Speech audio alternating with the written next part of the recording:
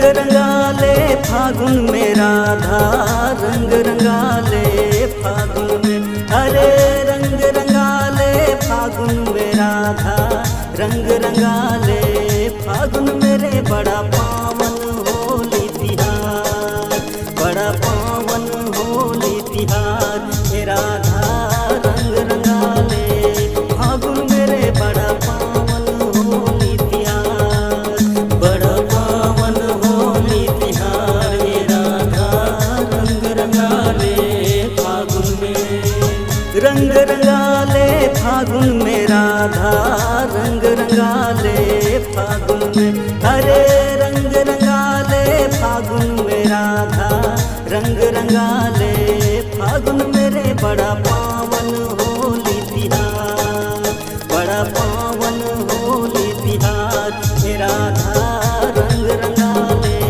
फागुन मेरे बड़ा पावन होली तिहार, बड़ा पावन होली तिहार। हे राधा रंग रंगाले फागुन में।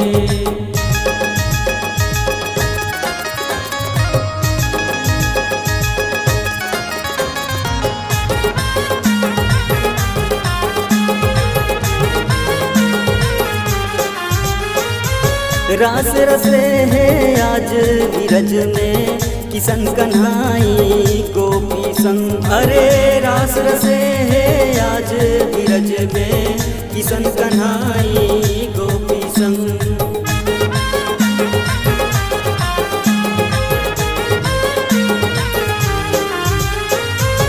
रंग उड़त है गुलाले लगत है आज अवधपुर नगरी माँ, अरे रंग उड़त है गुलाले लगत है आज अवधपुर नगरी माँ।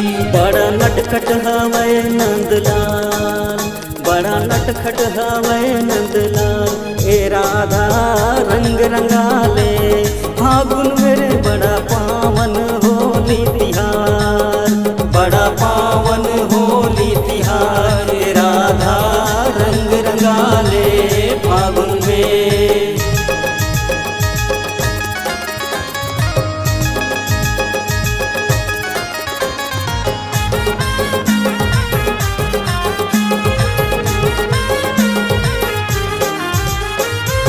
होली के रंग माँ तनला रंगाले राधा रानी गोकुल के, अरे होली के रंग माँ तनला रंगाले राधा रानी गोकुल के।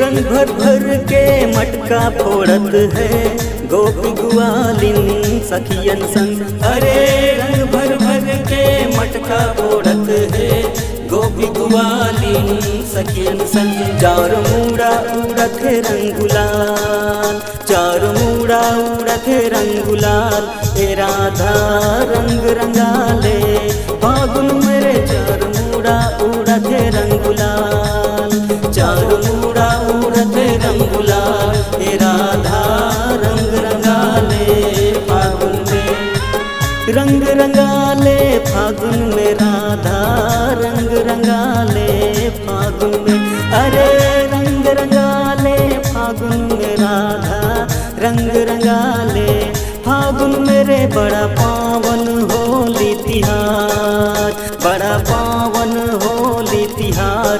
हे राधा रंग रंगाले फागुन में बड़ा पावन